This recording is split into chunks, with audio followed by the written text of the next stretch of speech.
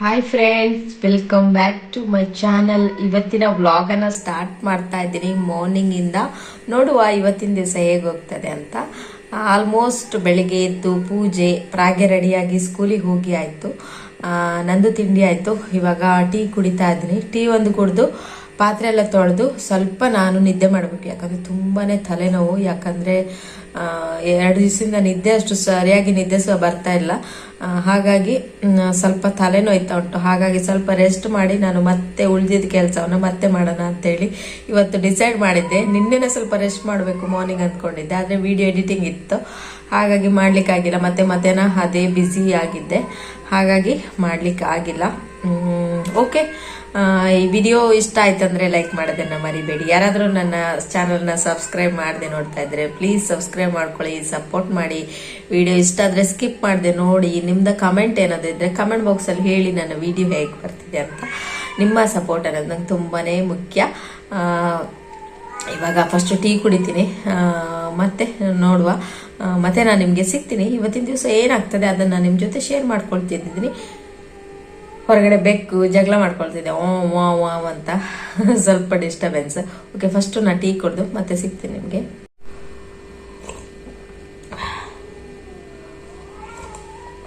ಬೆಳಿಗ್ಗೆ ಒಂದು ಟೀ ಕುಡಿದ್ಬಿಟ್ರೆ ತಿಂಡಿ ತಿಂದು ಒಂದು ಸಮಾಧಾನ. ನನಗೆ ಮಧ್ಯಾಹ್ನ ಅಷ್ಟು ಟೀ ಬೇಕಂತ ಇಲ್ಲ, ಬೆಳಿಗ್ಗೆ ಒಂದು ಟೀ ಬೇಕೇ ಬೇಕು. ಒಂದು ಟೀ ಕುಡಿದ್ರೆ ಸ್ವಲ್ಪ ರಿಲ್ಯಾಕ್ಸ್ ಆಗುತ್ತೆ. ಟೀ ಆರೋಗ್ಯಕ್ಕೆ ಒಳ್ಳೇದಲ್ಲ, ಆದ್ರೂ ಒಂದೊಂದ್ಸಲ ಎಷ್ಟೇ ಟೆನ್ಷನ್ ಇರಲಿ ಅಥವಾ ಏನೇ ಒಂದು ಪ್ರೆಷರ್ ಇರಲಿ, ಆವಾಗ ಇದೊಂದು ಟೀ ಕುಡಿದ್ಬಿಟ್ರೆ ಹಬ್ಬ ಅನಿಸ್ಬಿಡುತ್ತೆ. ಟೀ ಅಥವಾ ಕಾಫಿ ಯಾವುದಾದ್ರೂ, ಅದರಲ್ಲಿ ಟೀ ಸ್ವಲ್ಪ ಬೆಟರ್ ಅಂತ ಅನ್ಕೊಂತೀನಿ. ಓಕೆ, ಫಸ್ಟ್ ಟೀ ಕುಡಿ. ಇವಾಗ ಹಾಫ್ ಬಾಯ್ಲ್ ಮಾಡ್ಕೊಂಡು ಊಟ ಮಾಡೋಣ ಅಂತ ಬಂದ್ವಿ. ಪ್ರಾಗ್ಯ 1 ಗಂಟೆ ಬಂದ, 12:30 ಇದ್ದಿದ್ದು, 11 ಗಂಟೆ ಮಲ್ಕೊಂಡವಳು. ಇವಾಗ ತಲೆನೋವೆಲ್ಲ ಕಮ್ಮಿ ಆಯ್ತು. ಅದು ನಿದ್ದೆ ಸ್ವಲ್ಪ ಸರಿ ಇರ್ಲಿಲ್ಲ, ಹಾಗಾಗಿ ತಲೆನೋವು ಶುರುವಾಗಿತ್ತು. ನಿನ್ನೆದೆ ಸಾರು ಉಂಟು, ಅದಕ್ಕೆ ಇವಾಗ 2 ಹಾಫ್ ಬಾಯ್ಲ್ ಮಾಡ್ಕೊಂಡು ಇವಾಗ ಊಟ ಮಾಡಿದ ನಂತರ ನಾನು ನಿಮಗೆ ಮತ್ತೆ ಸಿಗ್ತೀನಿ. ಪ್ರಾಗ್ಯ ಬಾ ಊಟಕ್ಕೆ.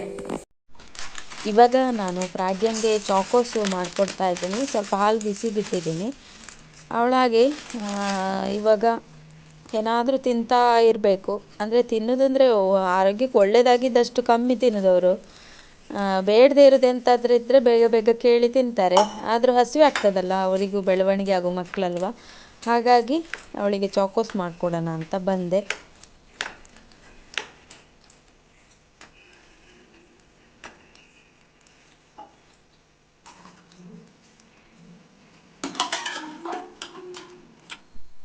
ಇವಾಗ ತಲೆ ಎಲ್ಲ ಸ್ನಾನ ಮಾಡಿಸಿ ಪ್ರಾಗ್ಯಂಗೆ, ಅವಳು ಕೂದಲು ಕರ್ಲಿ ಆಗಿರೋದ್ರಿಂದ ತುಂಬಾ ದಪ್ಪ.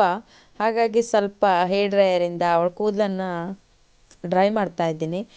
ಇಲ್ಲ ಅಂದರೆ ಸ್ವಲ್ಪ ಒದ್ದೆ ಇದ್ದರೆ ಮತ್ತೆ ಕೋಲ್ಡ್ ಆಗ್ತದೆ ಅಂತ ಹೇಳಿ.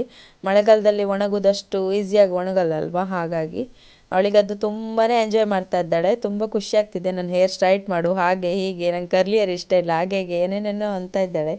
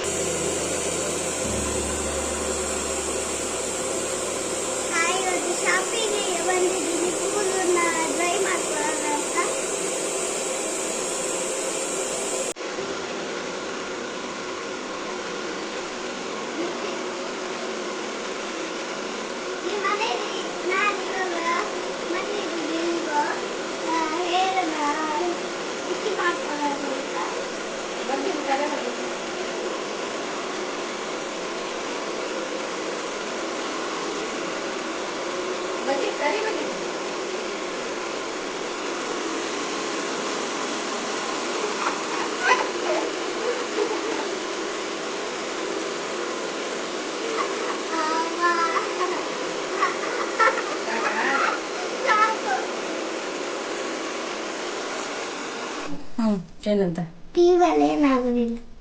ಏನಾಗುದು, ಟಿವಿ ಬಂದು ತೋರಿಸ್ತಾರೆ ಅಷ್ಟೇ. ನಿಜವಾಗ್ಲೂ ಕೂದಲು ಹಾಳಾಗುತ್ತೆ. ಇವಾಗ ನಾನು ಪ್ರಾಗ್ಯಂಗೆ ಒಂದು ಮೊಟ್ಟೆಯಿಂದ ಹಾಫ್ ಬಾಯ್ಲ್ ಮಾಡ್ಕೊಡೋಣ ಅಂತ ಮಾಡ್ಕೊಡ್ತಾ ಇದ್ದೀನಿ. ವಾರದಲ್ಲಿ ಒಂದು 4 ದಿವಸ ಮಾಡ್ಕೊಡ್ತೀನಿ. ಇನ್ ಕೇಸ್ ಎಲ್ಲಾದರೂ ಖಾಲಿ ಆದರೆ ಮಾತ್ರ ಮಾಡ್ಕೊಡಲ್ಲ. ಅದಾದಮೇಲೆ ಇವಾಗ ನಾನು ಮೊನ್ನೆ ಇದು ಕೆನೆ ತೆಗೆದಿಟ್ಟಿದ್ದೆಲ್ಲ ಮೊಸರು ಹಾಕಿಟ್ಟಿದ್ದೆಲ್ಲ ಅದನ್ನು ಇವಾಗ ಕಡಿತಾ ಇದ್ದೀನಿ. ಆಲ್ಮೋಸ್ಟ್ ನಾನು ತುಂಬಾ ತುಪ್ಪ ಆಗುತ್ತೆ, ಈ ಸಲನೇ ಕಮ್ಮಿ ಆಗಿರೋದು. ಅಂದರೆ ಪ್ಯಾಕೆಟ್ ಹಾಲು ಮೊದಲೊಂದು ಪರ್ಪಲ್ ಕಲರ್ ಬರುತ್ತೆ, ಅದರಲ್ಲಿ ಕೆನೆ ಚೆನ್ನಾಗಿ ಬರ್ತಾಯಿತ್ತು. ಇವಾಗ ನನ್ನ ಹಸ್ಬೆಂಡ್ ಒಂದ್ಸಲ ಗ್ರೀನ್ ತರ್ತಾರೆ, ಅದು ಮಿಸ್ ಆಗಿ ಈ ಥರ ಆಯಿತು, ಸ್ವಲ್ಪ ಆಗಿದೆ ಈ ಸಲ. ನೋಡಿ ಇಷ್ಟೇ ಬೆಣ್ಣೆ ಆಗಿರೋದು, ಇದಕ್ಕಿಂತ ತುಂಬಾ ಆಗಿತ್ತು. ಒಂದು ಆಲ್ಮೋಸ್ಟ್ ಅರ್ಧ ಲೀಟ್ರಾದರೂ ತುಪ್ಪ ಮಾಡ್ತಿದ್ದೆ ನಾನು ಒಂದು ಸಲಕ್ಕೆ. ಈಗ ನಾನು ತುಪ್ಪ ಕಾಯಿಸೋಣ ಅಂತ ಒಲೆ ಮೇಲೆ ಇಟ್ಟಿದ್ದೀನಿ. ಈ ಸಲ ಸ್ವಲ್ಪನೇ ಇರೋದು, ಇದ್ದಿದ್ರಲ್ಲಿ ಮಾಡೋಣ ಅಂತ ನೋಡಿ ಕಾಯಿಸ್ಕೊಳ್ತಾ ಇದ್ದೀನಿ ತುಪ್ಪವನ್ನು.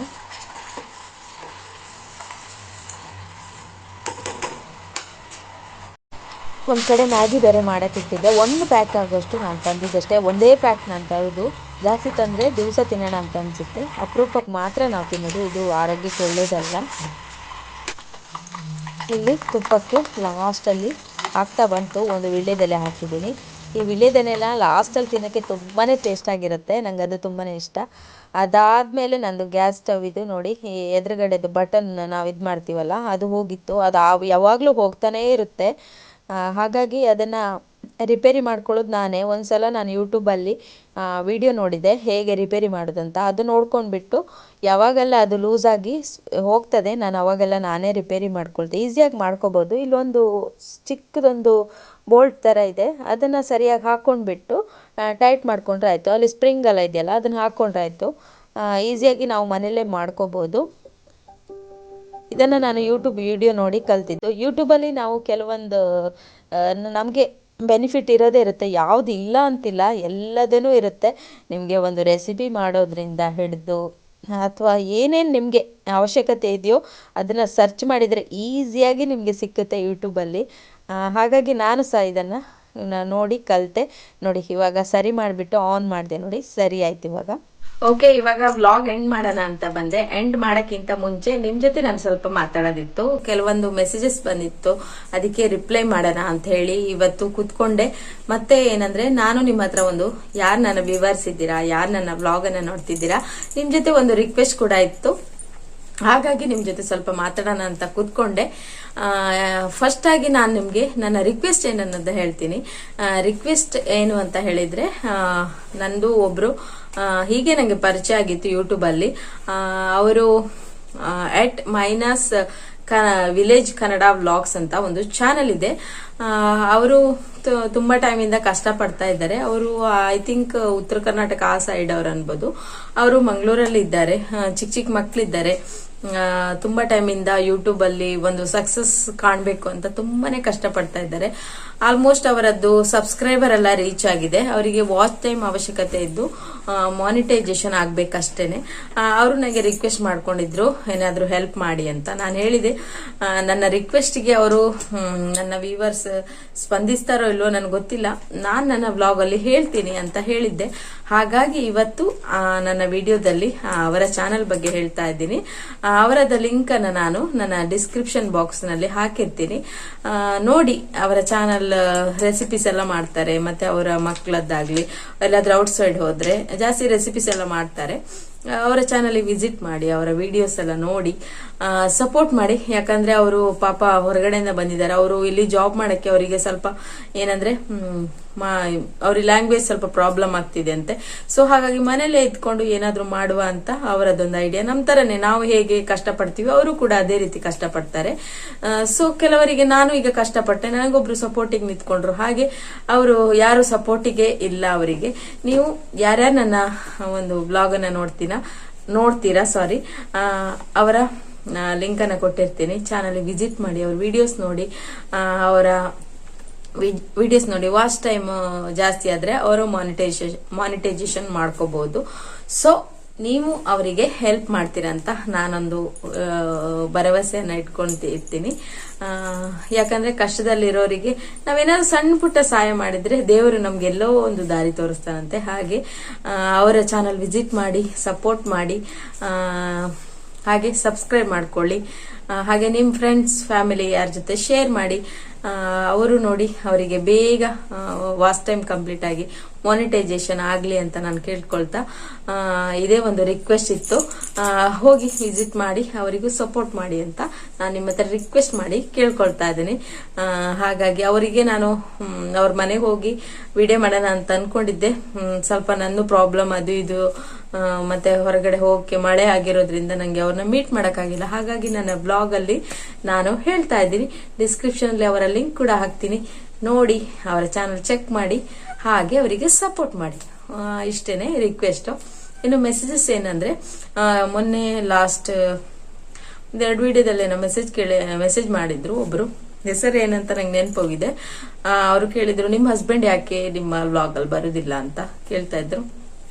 ನಾನು ಆಲ್ರೆಡಿ ವಿಡಿಯೋದಲ್ಲಿ ಹೇಳಿದ್ದೆ, ನನ್ನ ಹಸ್ಬೆಂಡಿಗೆ ಬ್ಲಾಗ್ ಅಲ್ಲಿ ಬರೋ ಇಂಟ್ರೆಸ್ಟ್ ಇಲ್ಲ. ಇದು ನಂದು ನನ್ನ ಮಗಳದ್ದು ಚಾನಲ್, ಇದರಲ್ಲಿ ನಂದು ಡೈಲಿ ರೊಟೀನ್ ಏನಿದೆ, ನಾನೇನ್ ಮಾಡ್ತೀನಿ, ನಾನೆಲ್ಲಿ ಹೋಗ್ತೀನಿ, ನನ್ನ ಮಗಳೇನ್ ಮಾಡ್ತಾಳೆ, ಅದು ಮಾತ್ರ ಇರ್ತದೆ. ನನ್ನ ಹಸ್ಬೆಂಡಿಗೆ ಅವರು ನಮ್ಗೆ ಸಪೋರ್ಟ್ ಅಂದ್ರೆ ಚಾನಲ್ ಮಾಡೋದಕ್ಕೆ ಸಪೋರ್ಟ್ ಇದೆ.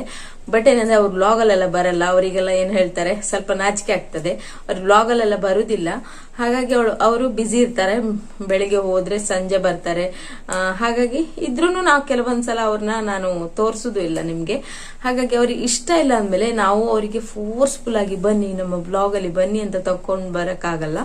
ಹಾಗಾಗಿ ನಂದು ನನ್ನ ಮಗಳದ್ ಮಾತ್ರ ಇದು ಚಾನಲ್ ಅಲ್ಲಿ ಬರುದು. ನನ್ನ ಮಗಳದ ಏನು ಫನ್ ವಿಡಿಯೋಸ್ ಆಗಿರ್ಲಿ, ನಂದು ಏನು ಇದು ರೆಸಿಪೀಸ್ ಆಗಿರ್ಲಿ, ನಂದು ರೊಟೀನ್ ಏನಿದೆ, ನಾನು ಔಟ್ಸೈಡ್ ಅಲ್ಲಿ ಹೋಗ್ತೀನಿ, ನಮ್ಮ ಫ್ಯಾಮಿಲಿ ಮೆಂಬರ್ಸ್, ನನ್ನ ಅಪ್ಪ ಅಮ್ಮ ಅಕ್ಕ ಅವರೆಲ್ಲ ಇಂಟ್ರೆಸ್ಟ್ ಇದೆ, ಅವ್ರು ಬರ್ತಾರೆ. ಯಾರಿಗೆ ಇಂಟ್ರೆಸ್ಟ್ ಇಲ್ಲ ಅವ್ರು ಬರುದಿಲ್ಲ. ಹಾಗಾಗಿ ನೀವು ಮೆಸೇಜ್ ಕೇಳಿದ್ರಿ, ಹಾಗಾಗಿ ನಾನು ಅದಕ್ಕೆ ಉತ್ತರ ಕೊಟ್ಟಿದ್ದೀನಿ. ನನ್ನ ಹಸ್ಬೆಂಡ್ ನನ್ನ ಬ್ಲಾಗ್ ಅಲ್ಲಿ ಬರಲ್ಲ. ಏನಾದ್ರೂ ಫಂಕ್ಷನ್, ದೊಡ್ಡ ದೊಡ್ಡ ಫಂಕ್ಷನ್ ಇದ್ರೆ ಅವರು ಇರ್ತಾರೆ, ಏನೋ ಬರ್ಡೇ ಕೇಕ್ ಕಟ್ ಮಾಡುವಾಗ, ಹಾಗೆ ಹೀಗೆ ಏನೋ ಜಸ್ಟ್ ಬರ್ತಾರೆ, ಬಿಟ್ರೆ ಬ್ಲಾಗ್ ಅಲ್ಲೆಲ್ಲ ಅವ್ರು ಬರುದಿಲ್ಲ. ಇದೇ ನಾನು ನಿಮ್ಗೆ ವಿಷಯ ಹೇಳ್ಬೇಕಾಗಿತ್ತು. ನನ್ನ ಹಸ್ಬೆಂಡ್ ಯಾವುದೇ ಬ್ಲಾಗ್ ಅಲ್ಲಿ ಬರುದಿಲ್ಲ, ನಾನು ನನ್ನ ಮಗಳು ಮಾತ್ರ ಇರ್ತೀವಿ. ಅಷ್ಟೇನೆ ವಿಷಯ. ಇನ್ನು ಯಾವುದು ಕ್ವಶನ್ ಅಷ್ಟಿಲ್ಲ. ಇದಕ್ಕೊಂದು ನಾನು ನಿಮ್ಗೆ ಕ್ಲಾರಿಟಿ ಕೊಡೋಣ ಅಂತ ಇವತ್ತು ಕೂತ್ಕೊಂಡೆ. ಮತ್ತೆ ಏನಿಲ್ಲ. ಓಕೆ, ಇನ್ನು ನಾವು ಮಲಗುದು ಆಲ್ರೆಡಿ ಲೇಟ್ ಆಯ್ತು. ಇವತ್ತು ನಾನು ಫುಲ್ ನಾನೊಂದು ವಿಷಯ ಹೇಳ್ತೀನಿ. ಹೇಳು. ನನ್ನ ಪಪ್ಪ ನನ್ನ ಬರ್ತ್ಡೇ ಬರ್ತಾರೆ. ನನ್ನ ಬರ್ತ್ಡೇಗೆ ಅವನ್ ಡ್ರೆಸ್ ಕೊಟ್ಟಿದ್ರು, ಎಲ್ಲ ಮಾಡ್ತಾರೆ ಅವರು. ಆಯ್ತು, ಸಾಕೀಗ. ಅಷ್ಟೇನೆ. ಇನ್ನು ಆಲ್ರೆಡಿ ಲೇಟ್ ಆಯ್ತು. ಇವತ್ತು ಫುಲ್ ಡೇ ಬಿಸಿ ಇದ್ದೆ ನಾನು. ಹಾಗಾಗಿ ಸ್ವಲ್ಪನೇ ಬ್ಲಾಗ್ ಮಾಡಿದ್ದೀನಿ. ಐ ಹೋಪ್ ನಿಮ್ಗೂ ಇಷ್ಟ ಆಗ್ಬೋದು ಅಂತ ಅನ್ಕೊಂತೀನಿ. ಇನ್ನು ಎಡಿಟಿಂಗ್ ಕೂಡ ಬಾಕಿ ಇದೆ ನಂದು. ನಾಳೆ ವಿಡಿಯೋ ಕೂಡ ಹಾಕೋದಿದೆ. ನೋಡಿ, ನನ್ನ ವಿಡಿಯೋನ ಜಾಸ್ತಿ ನೋಡಿ, ನಿಮ್ಮ ಫ್ರೆಂಡ್ಸ್ ಫ್ಯಾಮಿಲಿ ಜೊತೆ ಶೇರ್ ಮಾಡಿ. ಏನಾದ್ರೂ ಕಮೆಂಟ್ ಇದ್ರೆ ಕಮೆಂಟ್ ಬಾಕ್ಸ್ ಅಲ್ಲಿ ಕೂಡ ಹೇಳ್ಬೋದು.